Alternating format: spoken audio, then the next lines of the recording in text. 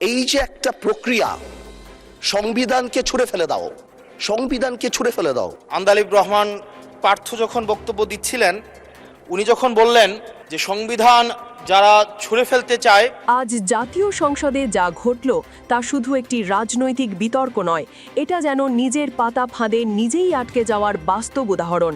শুরুটা ছিল সরকারি দলের পক্ষ থেকে তীব্র আক্রমণের মাধ্যমে। ট্রেজারি বেঞ্চ থেকে উঠে দাঁড়িয়ে আন্দালিব রহমান পার্থ বিরোধী দলকে লক্ষ্য করে বলেন, যারা ৭২-এর সংবিধান পরিবর্তন করতে চায় তারা কি ৭১-এর পরাজয়ের কথা ভুলে গেছে? তার দাবি ছিল সংবিধান পরিবর্তন করার কথা মানেই স্বাধীনতা বিরোধী চেতনার প্রতিফলন। তার এই বক্তব্যের সঙ্গে সঙ্গেই সরকারি দলের আসন থেকে টেবিল চাপড়ে সমর্থন জানানো হয়। এমনকি তারেক রহমান সহ সামনের সারির নেতারাও সন্তুষ্টি প্রকাশ করেন। মুহূর্তের মধ্যেই মনে হচ্ছিল সরকার পক্ষ যেন বড় একটি রাজনৈতিক পয়েন্ট পেয়ে গেছে। কিন্তু এই দৃশ্য খুব বেশিক্ষণ স্থায়ী হয়নি। কিছুক্ষণের মধ্যেই উঠে দাঁড়ান তরুণ সংসদ সদস্য হাসনাত আবদুল্লাহ এবং পুরো আলোচনাটির মোড় ঘুরিয়ে দেন। তিনি অত্যন্ত ঠান্ডা মাথায় স্মরণ করিয়ে দেন ৭২-এর সংবিধান বাতিলের কথা একসময় খালেদা জিয়া নিজেই বলেছিলেন। এই একটি তথ্যই সংসদের পরিবেশ পুরো বদলে দেয়। হাসনাত সরাসরি অভিযোগ করেন, বিরোধী দলকে আক্রমণ করতে গিয়ে পার্থ আসলে নিজের দলের নেত্রীকেই অপমান করেছেন, আর সেই অপমানেই টেবিল চাপড়ে সমর্থন দিয়েছেন সরকারি দলের সদস্যরা।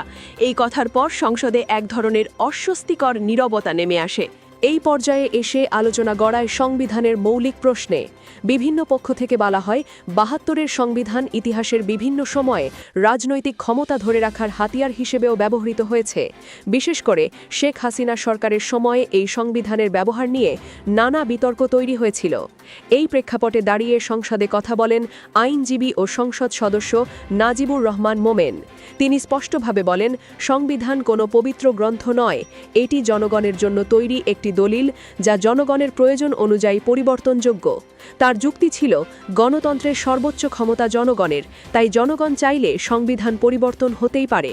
তার এই বক্তব্যের পর সরকার পক্ষের তরফ থেকে তেমন শক্ত কোনো জবাব আসেনি, বরং বিতর্ক আরও তীব্র হয় যখন শফিকুল ইসলাম মাসুদ বলেন, সরকার বিভিন্ন সুবিধা ও কার্ড দিয়ে জনগণকে আকৃষ্ট করার চেষ্টা করছে, কিন্তু জনগণের রায়কে গুরুত্ব দিচ্ছে না।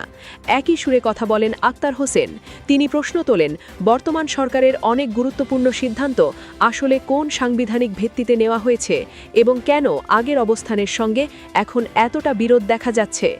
সব মিলিয়ে আজকের সংসদ অধিবেশন একটি বিষয় পরিষ্কার করে দিয়েছে, রাজনীতিতে আবেগ যতই জায়গা পাক না কেন, শেষ পর্যন্ত টিকে থাকে যুক্তি, তথ্য এবং বাস্তবতা।